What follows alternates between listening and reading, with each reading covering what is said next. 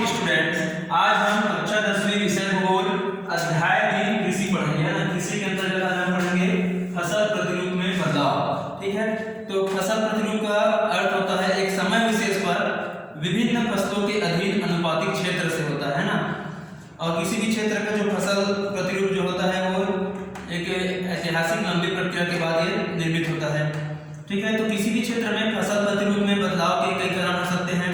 इसे समझने के लिए हम साकरा गांव की कहानी पढ़ेंगे। ठीक है, यूँ तो छत्तीसगढ़ में बहुत सारे साकरा नामक स्थान हैं, लेकिन हम आज साकरा गांव जो है धमतरी जिले के नगरी तहसील का जो एक प्रमुख गांव है उसके बारे में हम पढ़ेंगे, है ना।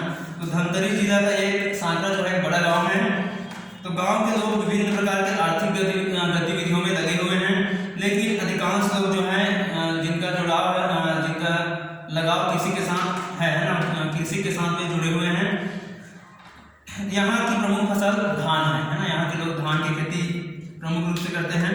पहले किसान जो है धान की खेती वो खरीफ के मौसम में करते थे, है ना। खरीफ के मौसम में धान की खेती करते थे, मतलब वहाँ के लोग है ना मानसूनी जो वर्षा है उस पर निर्भर रहते थे। तो खरीफ के बाद रबी में हम क्या करते थे, चना हो गया, लाखड़ी, गेहूँ, अलसी आदि की खेती करते थे। तो रबी की फसल अपेक्षाकृत कम क्षेत्र पर बोई जाती थी। कारण यह था कि वहाँ पर है ना जल की उपलब्धता नहीं हो पाती थी। खरीफ बस में वो धान की खेती करते थे, बाकी रबी की फसल में वो चना हो गया, लाखड़ी है, इन फसलों को लेते थे। तो लगभग 25 वर्ष पहले जो वहाँ सोंडू जलाशय से है ना नहर द्वारा किसानों के खेत तक पानी दिया गया। इससे किसानों को अब खरीफ मौसम में भी वर्षा का इंतजार नहीं करना पड़ता था, है ना। तो खरीफ की फसल के लिए भी वर्षा जल पर निर्भर नहीं थे, तो नहर के पानी से सिंचाई कर वो धान उत्पादन करते हैं। खरीफ के अलावा रबी के मौसम में भी किसानों को खेत में भरपूर पानी दिया गया, जिससे वो खरीफ के बाद रबी में भी धान की खेती करने लगे, है ना। जिससे खेतों में पानी इतनी अधिक मात्रा में हो जाती है कि वहाँ पर आसानी से धान की उपज हो जाती है। लेकिन अब वहाँ पानी ज़्यादा हो जाने के कारण जो उनकी फसलें जैसे चना है ना, लाखड़ी है, गेहूँ है, अलसी है आदि की खेती वहाँ पर अब नहीं हो पाती है। तो शासन के द्वारा किसानों को न सिर्फ पानी दिया गया, बल्कि धान की जो खरीदी है उसकी भी व्यवस्था किया गया। इससे किसान जो है धान की खेती की और अधिक प्रोत्साहित हुए, और रबी फसलों में भी कई किसानों ने गेहूँ, चना, अलसी और अलसी जो करते थे है खेती उसको छोड़ दिए। इससे प्रदेश में धान का उत्पादन और बढ़ा, चना, अलसी और लाखड़ी आदि फसलों का उत्पादन कम हुआ, है ना। इस प्रकार शासन द्वारा उठाए गए इस कदम से गांव के फसल प्रतिरूप में बदलाव आया है। किंतु आज यहाँ किसान भी कुछ समस्याओं से ग्रस्त है। उनका कहना यह है कि अब रबी के मौसम में वो चना है ना, लाखड़ी, गेहूँ, अलसी आदि का फसल उत्पादन नहीं ले पा रहे हैं, क्योंकि खेतों में एक साथ इतना पानी बहा दिया जाता है कि जिससे मिट्टी इतनी गीली हो जाती है कि उस पर धान की खेती करना ही संभव है ना। जैसे और चना है, लाखड़ी है आदि, इसकी वहाँ पर खेती संभव नहीं है। किसान अब खेतों में एक ही प्रकार की फसल धान को बार बार लगा रहे हैं। इससे खेतों की जो उर्वरक शक्ति है वो क्या है, कम हो रही है। पहले वे एक बार धान बोते थे, उसके बाद दूसरी बार चना, लाखड़ी, अलसी आदि की फसल बोते थे, जिससे भूमि की जो उर्वरता है वो प्राकृतिक रूप से बनी रहती थी। तो चना, खेसारी जैसे लाखड़ी हो गया ना आदि जो दलहन वर्ग की फसल मिट्टी में नाइट्रोजन को संवर्धित करने में वो सहायक होते हैं। आज खरीफ और रबी में धान बो रहे हैं, जिससे उसकी उर्वरक जो क्षमता होती है वो नष्ट हो रही है। तो पहले खेतों में मछलियाँ होती थी जो इनके भोजन का मुख्य हिस्सा हुआ करती थी, है ना।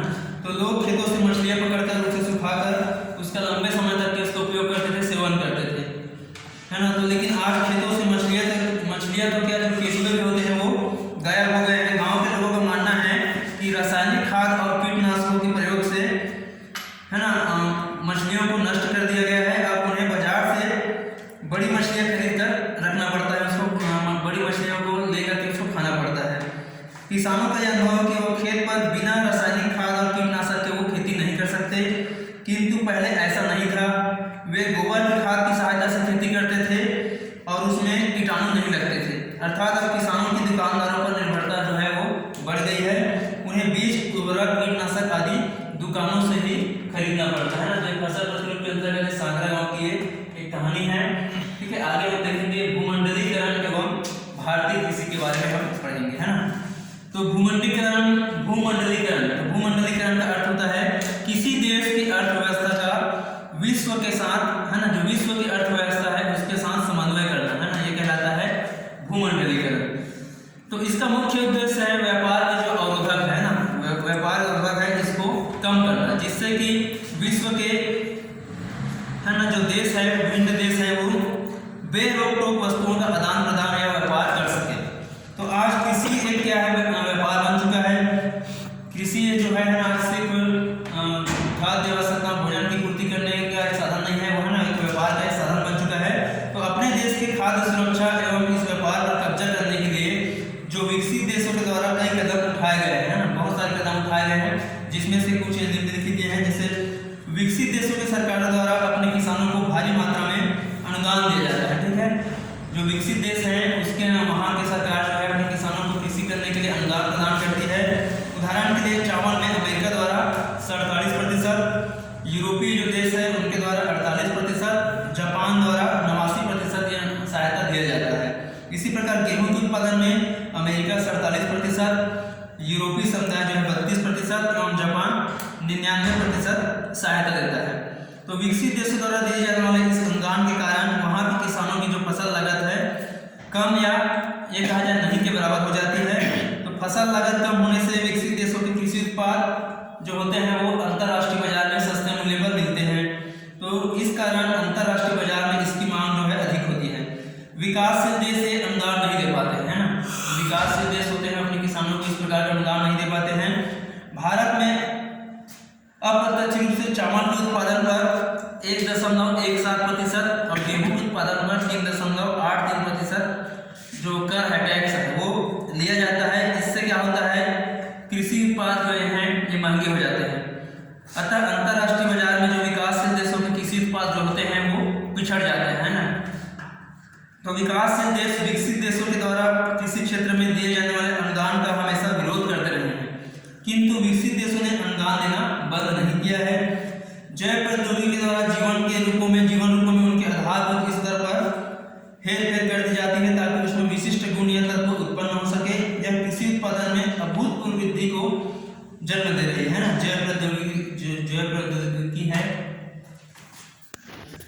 जैव प्रौद्योगिकी द्वारा कृषि उत्पादन में अभूतपूर्व वृद्धि को जन्म दे रही है। अब अनाज एवं सब्जियों की जो किस्म है ना, उर्वरक, कीटनाशकों आदि द्वारा कृषि उत्पादन में बहुत ही ज़्यादा वृद्धि हुई है। अब ये उत्पादन प्रयोगशालाओं में ही सीमित न होकर के विशाल व्यापारिक स्तर पर हो रहा है। इसमें लगभग $5 मिलियन राशि का निवेश हो गया है, ना। तो इस उत्पाद में लगे खर्च 4-5 करोड़ रुपए प्रतिवर्ष अनुसंधान पर ही खर्च कर देते हैं। ठीक है, रिसर्च पर वो 4-5 करोड़ रुपए खर्च कर देते हैं। तो पश्चिमी देशों में ऐसी 300 विज्ञान आधारित फर्म इस कार्य में लगी हुई थी, जिनको दुनिया की बहुराष्ट्रीय फर्मों जैसे एलाइट, साइनामेड, सेवेरॉन, डुपॉन्ट, सीबीगी आदि ने खरीद कर एक पक्षीय एकीकरण कर लिया। इसका परिणाम यह हुआ कि एक ही कंपनी यदि बीज बेचती है तो उसके लिए विशिष्ट उर्वरक एवं कीटनाशक भी बेचती है, जिसके अभाव में जो बीज है वो कामयाब नहीं हो सकता। तो उसके लिए विशिष्ट उर्वरक और कीटनाशक ही बेचती है। अर्थात किसानों को बीज खरीदते समय हमेशा उसी कंपनी से उर्वरक और कीटनाशक खरीदना पड़ता है। इस प्रकार एक देश का किसान उस विदेशी कंपनी पर आश्रित हो जाता है। इससे विकासशील देशों की जो उत्पादन लागत है वो बढ़ जाती है। ठीक है, तो ठीक है डियर स्टूडेंट्स, तो आज का अध्याय खत्म होता है। ठीक है, पाठ के पीछे जो अभ्यास के प्रश्न है इसको आप सॉल्व कर लेंगे। Thank you.